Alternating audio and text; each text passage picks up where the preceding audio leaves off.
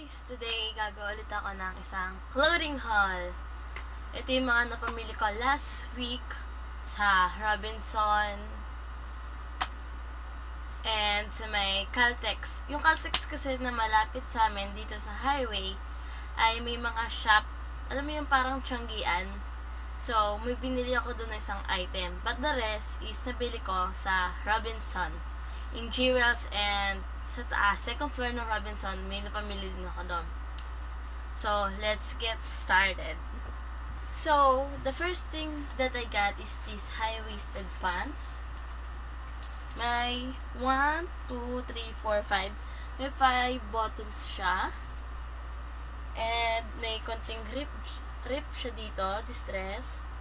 So, hindi ko siya ito try kasi may try on haul na ako. So, panoorin nyo na lang yon.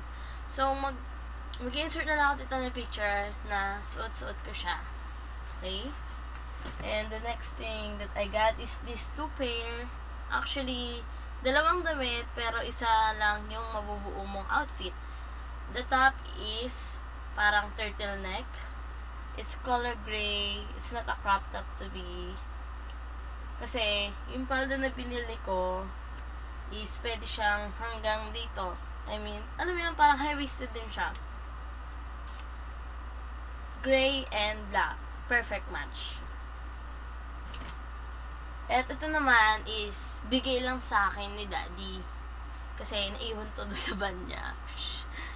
This is a short with a lace details. So, matagal ko nang gusto magkaroon ng gantong shorts. Pwede ko siya i-partner dito sa susunod na ipapakita ko sa inyo, which is a cardigan. This is a black with gray color na cardigan na hindi mo siya sobrang haba. Hanggang tuhod ko lang siya na long sleeve. So, yan. Basta mag-insert na ako dito ng picture. Basta dito, ha. Tingnan nyo na lang kung ano siya kapag sinuot.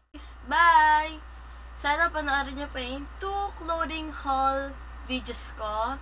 Actually, dalawang video na yon is try on haul. So, gonna watch it, okay guys? Please like, subscribe, and comment down below. Love you! Mama!